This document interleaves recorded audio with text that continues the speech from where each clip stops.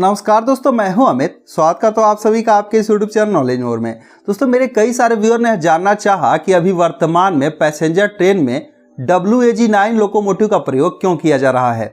तो दोस्तों, आज की इस वीडियो में हम इसी के बारे में डिस्कस करेंगे और समझने की कोशिश करेंगे कि पैसेंजर ट्रेनों में अभी बहुत ज़्यादा WAG9 लोकोमोटिव देखने को क्यों मिल रहे हैं।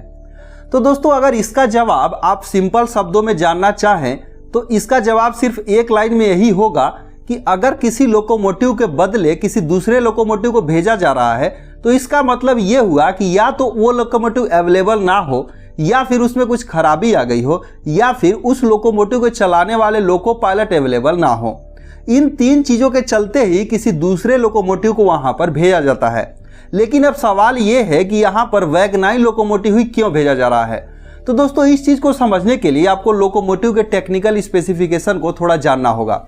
दोस्तों, जनरली हो क्या रहा है कि जिस ट्रेन में WAP7 लोकोमोटिव जो पैसेंजर लोकोमोटिव है यूज होता था, उसी के बदले में WAG9 लोकोमोटिव का प्रयोग किया जाता है। तो यहाँ पर हम WAP7 और WAG9 अगर दोनों लोकोमोटिव के टेक्निकल स्पेसिफिकेशन को आप जान लेंगे तो आपको बहुत सारी चीज़ें क्लियर हो जाएगी और इस बात का अंदाजा लग जाएगा कि यहाँ पर WAG9 लोकोमोटिव का प्रयोग क्यों हो रहा है।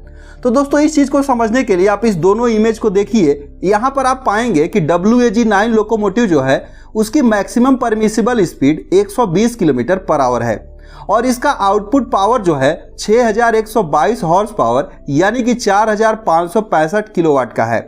अगर इसका ट्रैक्टिव इफर्ट की बात करेंगे तो यहाँ पर WAG9 का जो स्टार्टिंग ट्रैक्टिव इफर्ट है वो 475 किलो न्यूटन का है और कंटिन्यूअस जो ट्रैक्टिव इफर्ट है 325 किलो न्यूटन का है।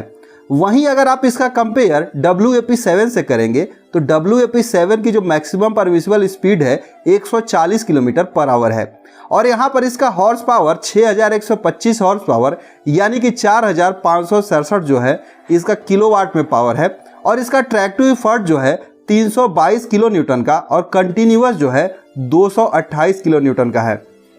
तो इस तरीके से अगर आप WAG9 और WAP7 दोनों का टेक्निकल स्पेसिफिकेशन को देखेंगे तो आप पाएंगे कि ये लगभग सेम है। मतलब कि इन दोनों में बहुत ज़्यादा अंतर नहीं है। इनका अंतर सिर्फ वो है मैक्सिमम स्पीड और ट्रैक्टिव इफर्ट। दोस्तों, यहाँ पर ट्रैक्टिव इफर्ट जो होता है वह गियर रेशियो पर डिपेंड करता है। गियर रेशियो का मतलब यहाँ पर अगर आप गौर करेंगे तो WAG9 का जो गियर रेशियो 21 या और यहाँ पर अगर आप WAP7 का गियर रेशियो पे गौर करेंगे तो यह है 72:20 यानी कि जो है यहाँ पर WAP7 जो है क्विक स्पीड मतलब कि हाई स्पीड को लिए बनाया गया है कि तुरंत ही स्पीड पकड़ ले और WAG9 जो है मैक्सिमम ट्रैक्टिव इफर्ट हो यानी कि हैवी लोड को भी खींच सके। इन दोनों के हिसाब से इसे यहाँ पर गियर रेशियो में बदलाव करके डिजाइन किया गया है।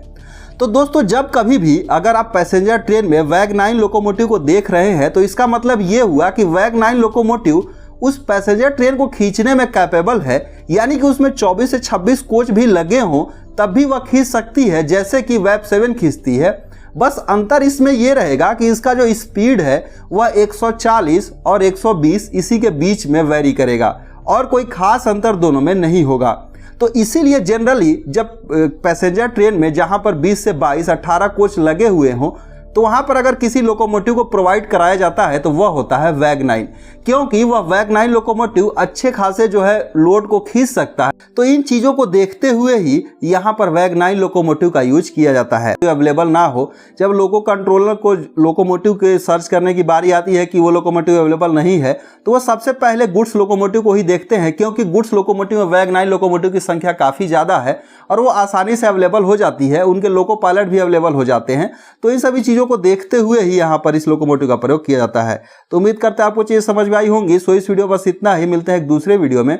वीडियो पसंद आई है तो लाइक और शेयर जरूर कीजिएगा और चैनल पर नए हैं तो चैनल को सब्सक्राइब कर लीजिएगा।